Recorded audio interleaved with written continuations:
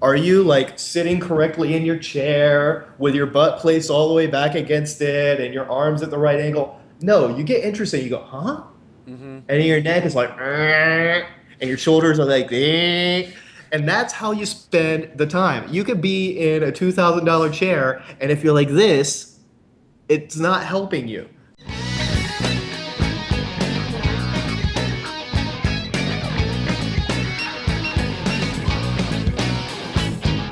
All right. Breaker one nighter and interwebs, get your ears on for the GMB show. Or the next 20 minutes plus or minus, we're going to be talking about how to get stronger and how to be healthier for the things that matter to you without banging your head against the wall with things that suck. My name is Andy. Here's Ryan, head coach, all around badass. And you ready to drop the hammer? Hit it.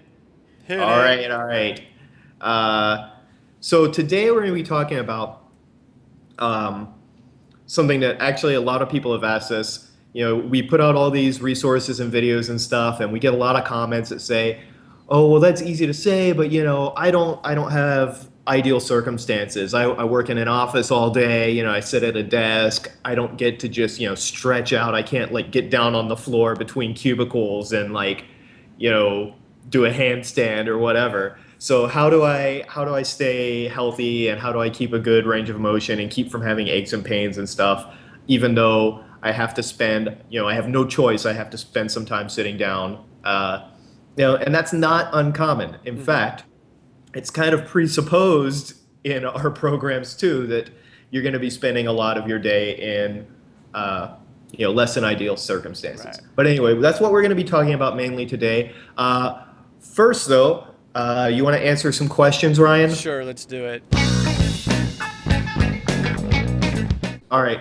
Um, One of the first ones is we actually get this one a lot too, and we haven't made any kind of resources on it, but people keep asking us all the time. How about the human flag? How can I train for that? Oh, yeah, I mean, yeah, yeah. obviously, we can't give a full tutorial here, but yeah, what about the flag? Yeah, the flag. That's interesting. I actually did a demo of that last year when I was in Melbourne, Hmm. teaching at the seminar. I showed first off of me wrapping the arm. So I guess you call it a baby flag. I don't know what you call The it. clutch The flag, I clutch think. flag. Thank you. There you go. And so the clutch flag, and then I showed from the side here. So instead of, I don't know if you can really see me too much, but instead of locking both arms out, did a variation of the clutch where you bring your elbow in to your side and work from there. And so, Yeah. there's a couple things with the flag. And one of the main things is actually getting up into it. So not necessarily just holding it, but actually being able to get your legs up to perform it. So um, it's that jump, jumping up and then trying to hold. So I would actually work from the top down instead of just trying to jump right into it. But start off with your clutch flag and then go into having your elbow in your side while holding onto the pole. Just make sure your hands are in the opposite directions, and then you can also switch them around later once you get it. But Mhm.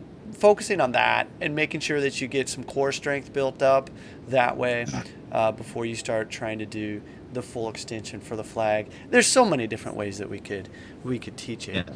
but this is a cool move, and yeah, I do it sometimes. I actually learned this from my dad, which is interesting. When I was really young, I remember he used to do it all the time. And so he taught me the clutch flag, and then eventually just ended up doing the full flag with my dad, which is kind of, I don't think he can do it anymore, but it was kind of cool that he's the one who taught me how to do that. It's very neat. And like we said, we don't have any tutorials on that. It's not in any of our programs. The flag is really one of those things that it's more of a demonstration than a Yeah, training move. I yeah. mean, it's not that training for it won't make you strong, but it's not something that we really consider an exercise. So it's not in any of our programs. But one guy that does have, I think, 2 or 3 really good tutorials is Al. Al, yeah, I was going to say that too. Yeah. Check out his channel on YouTube. We'll link to those tutorials in the blog post that goes with this episode. But Al it has an excellent flag. He does it off of everything he can find, I think. Yeah. Kind of one of his little signature moves. So he's got some tutorials. So if you want more on that, then check that out too. Yeah, that's a good. I haven't done one in a long while. I think I might have to go and try and see if I can still do one today. So Yeah. yeah. Just in general, though, what would you think would be kind of like when could somebody consider training for flag? Like, what would they need to like basically have before? I would say definitely be able to do, even though it's a little bit different, but I would definitely have be able to perform a tuck up to an inverted hang if you're working on the rings, just for that core strength, and then also be able to do that with straight arms, because you're going to have to lock your arms out when you're doing the human flag. But just building up to it, and I would at least start off with being able to do a on the ring straight arm pull to inverted hang. Cool. So, yeah, that's what I would do. All right, great. So let's talk about people that have to spend time sitting down because, All right. there's a lot of people teaching things out there, and, there's been this whole thing the past few months like science tells you that sitting kills you. Well, it's not You will actually die. sitting, You will but, die. the amount of time you spend sitting down correlates with low activity overall, which correlates with mortality. And there's this whole hysteria about, oh, sitting is going to kill you. Well, but a lot of us, we sit down. And so people tell us all the time, hey, you guys, I don't have the freedom you guys do. I have to sit down in a chair at a computer and work all day. And I don't know if any of you guys have noticed this, but we're creating videos and things on the internet, and that requires us to be sitting down at We computers. sit down a lot. A lot, yeah. So, yeah, everyone at GMB, a big part of our day is sitting down in front of a computer. And no, it's not ideal, but in order to, create the things we create and put them in front of you, we have to spend a lot of time at computers too. So, what I'm trying to say is we can totally empathize. Yeah, except for me, because all I do is work out all day long. I do That's nothing all Ryan else. does. I wake up, I work out, I take a nap, I work out, and then I eat, and that's it. Now, of course, I'm kidding, but yeah, we spend so much time in front of the computer, and so it's, sure, you see me performing skills and doing all this other jazz, but no, a big part of the day is answering questions in front of the computer and editing videos. How long each day would you say you spend answering emails? Oh my goodness. Well, not just emails, but like being on the forum and things like that. Mhm. I'm on there quite a while. And so, Yeah. in fact, I could tell you pretty much exactly because the time is set. I'll spend, the first thing in the morning is I'll spend an hour going over things that need to be done and work on things. And then I'll, of course, do my workout. And then the afternoon is pretty much from 12 noon to about 4. Mm-hmm. Yeah, just depending on the day. Yep. Yeah. So And then I it's mean, editing videos, it's writing. yeah, it's exactly. all, And so whatever, all the things. chat or podcasts like we're doing now, shows, Yep. things like that. Yep. So Okay, I'm sure a lot more, but yeah, it's just got to be done. It's got to be done. So what can we do? What can we do Yeah. if we're working in an office and, we want to get healthy? Yeah. And I think the biggest way to look at it is not that, okay, here's the ideal standard I should compare myself against, because, it's total bullshit. Ideal standards really, they don't mean anything to anyone. And nobody lives that way unless that's pretty much all you do, right? And there are a few people like that, but the thing is, you can't compare yourself to somebody's routine like that because you don't have that luxury. So the better way to think of it, though, is damage control. Mm-hmm. You are going to be in this situation. It's less than ideal. Yes, you must be sitting down at a computer X number of hours, X days a week for X years. I mean, let's just take that as a given. Hmm. We can say all day long, well, it would be better if you got a standing desk and if you reorganized your workday, or if you quit your job and joined the forest rangers or whatever, like none of that is really constructive because most of us don't have that kind of control over what we're doing in our career, right? So it's damage control. Assume that it's going to suck, and then how can we mitigate Yeah, that? yeah, yeah. That's So good. Ryan, you spend a lot of your day at your desk computing. What are some of the things that you do to try to make it suck less? Well, in the, I do, of course. I'm lucky because I can just go over to the mat and Hmm. maybe do something if I want to. But, but looking at it like everyone else and having to think about that, there are times when I can't do that. So what do? I try and at least make sure that the chair that I sit on is like working for me. Okay. Yeah. Now, a lot of you be surprised to see the chair I actually sit in. I'm going to show you right now.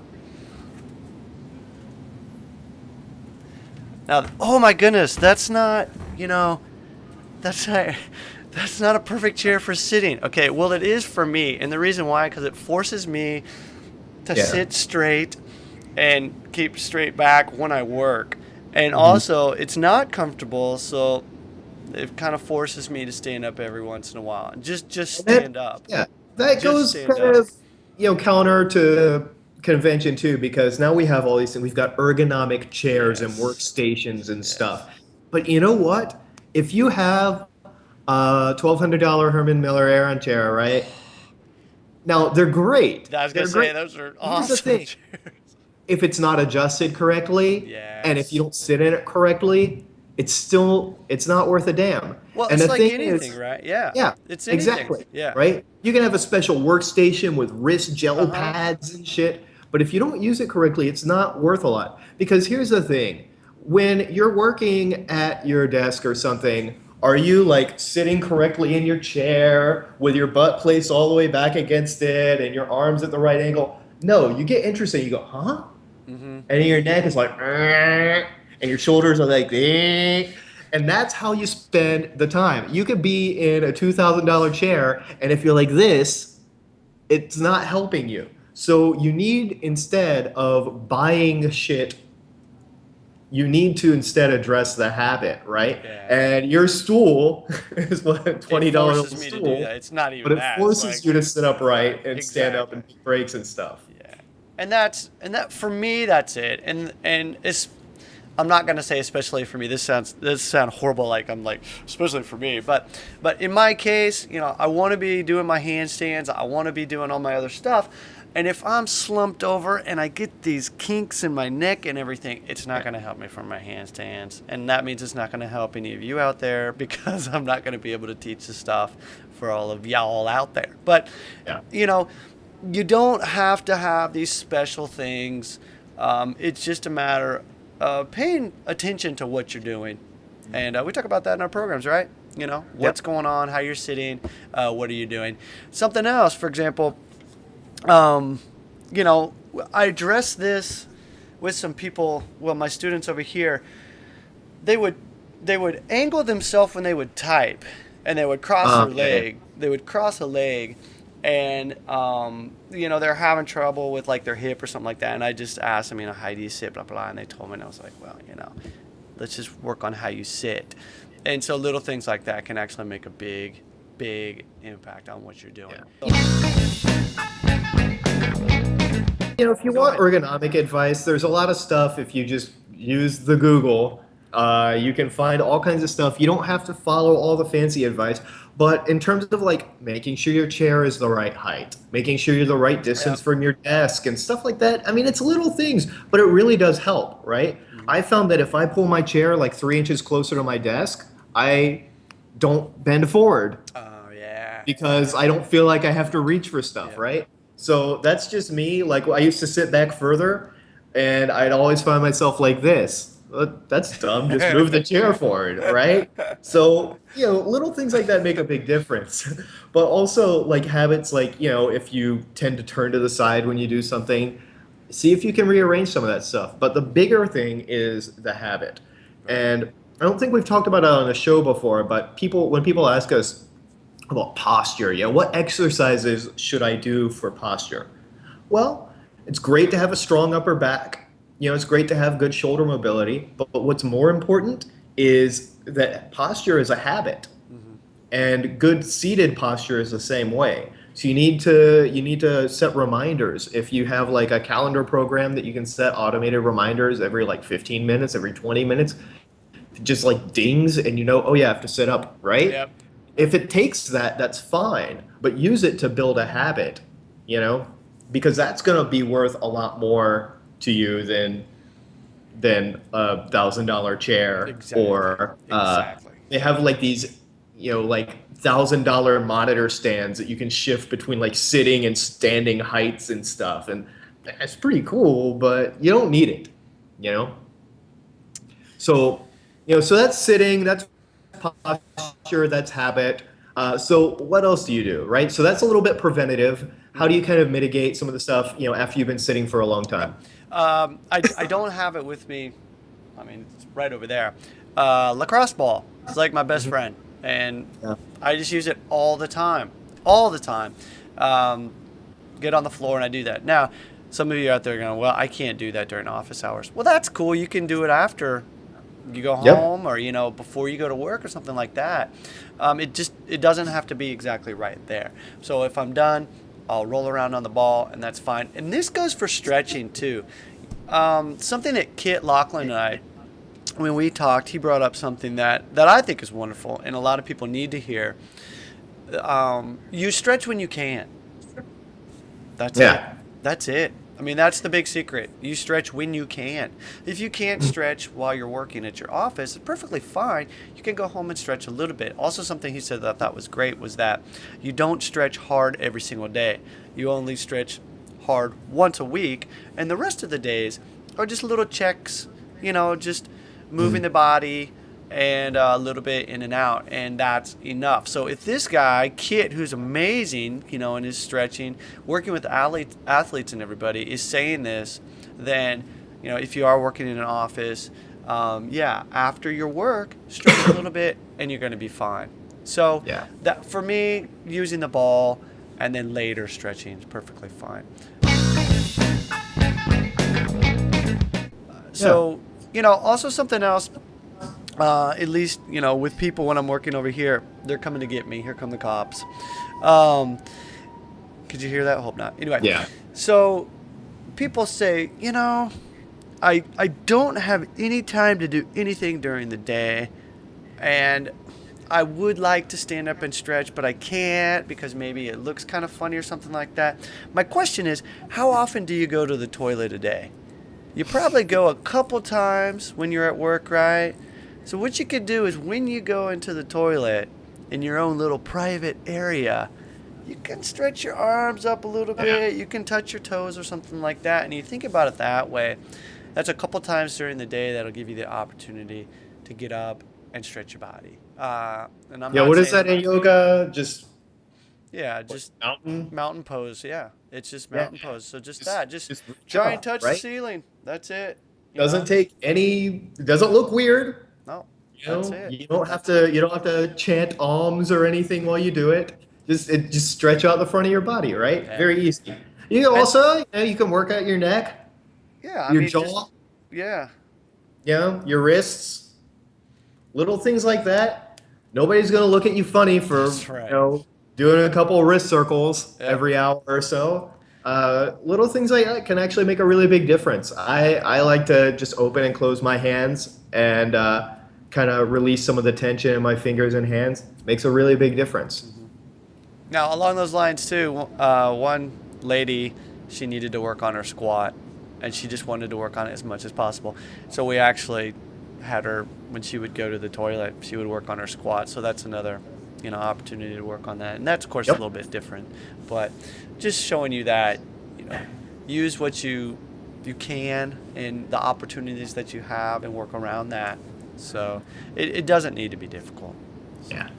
Yeah.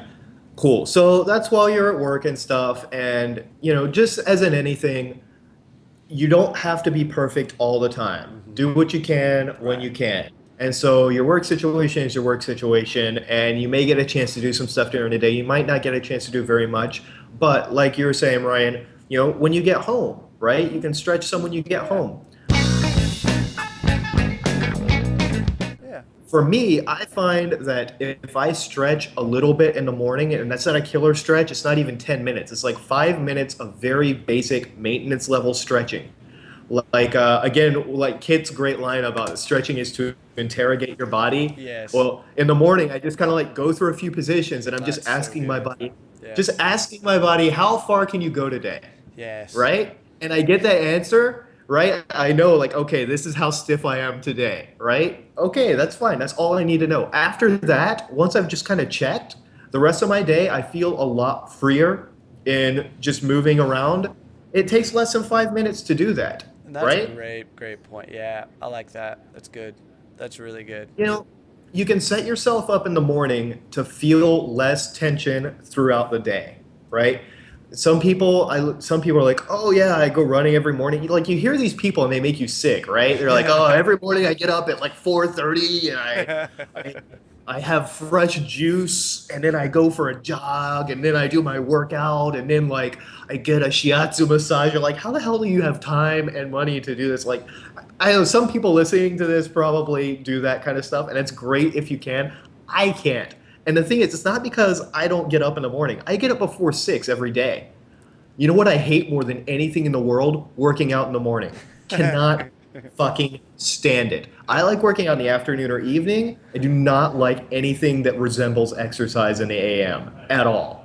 I want to drink my coffee, read my book, whatever, and do a little bit of stretching, but that's it, man. So, but you can still set your day up. It's not like you have to do this Right. whole routine, Right. right? Yeah. You can shake out the tension, right? Stretch out a little bit and just like spend a couple minutes breathing. That's one thing I do is I spend like, less than 5 minutes just kind of meditating every morning too. And that's again, I'm not chanting alms or anything. I'm just kind of like breathing, right? It's not hard. It doesn't take a lot of time, but the rest of the day goes so much more smoothly. And so you can do this and set the thing up and I don't know, it's just nicer, right? Yeah. All right, I'll share. Since you're sharing your secrets, I'll share mine. My big thing in the morning is, again, the lacrosse ball, but I only do it in one place. There's the bottoms of my feet. And Yes. so when I'm sitting at the breakfast table, because again, like you, up very, very early with the Yeah. kids, the whole family's there, and I have a ball underneath the table. And so I'm sitting there because I don't eat breakfast. I'm just drinking my coffee and I'm rolling out the bottom of my Yeah. feet. And so that's all I do to get going in the morning. And then usually, of course, I walk the kids to school. But, Yeah. Rolling the feet that's is it. good because it, That's it it. kind of releases a lot of other stuff up the back Yes. of the leg too. Yep. But yeah, that's a really good one. Yeah. Yeah. Yeah. Good. And same thing in the evening too. Just spend a few minutes like relaxing before you go to sleep. You'd be amazed how much better you sleep if you turn off the computer and Yes. TV and spend a couple of minutes stretching or breathing. It doesn't have to be a long time, but it'll help you then sleep better, which helps you wake up better, which helps the next day go even better. So, Exactly. that's the thing is it's damage control during the day and it's trying to make the rest of your day when you do have a little bit of time, just trying to make it sort of undo some of that damage. So, if you're worried about, well, I don't have ideal circumstances. Neither do we. No one does. You have to make do with what you've got, but find things that fit. You know, try to mitigate the damage just a little bit at a time, 1 or 2 minutes at a time. Fit stuff in when you can, and honestly, you can still make great Oh, progress yeah. if you consistently do little things. Hmm. Right? You Good. don't have to do everything. Just do a few things that are good consistently. Yeah. All right, I think we're going to end it there. That's really good. If you do have any other questions, ideas maybe about, in the workplace, some things that have helped you and that you think that can help other people, please let us know. And we can share those with the rest of everyone out there. All right, anything else to add there, Anders? Nope. Nope. All right. Thank you for listening, everybody. We'll see you next time.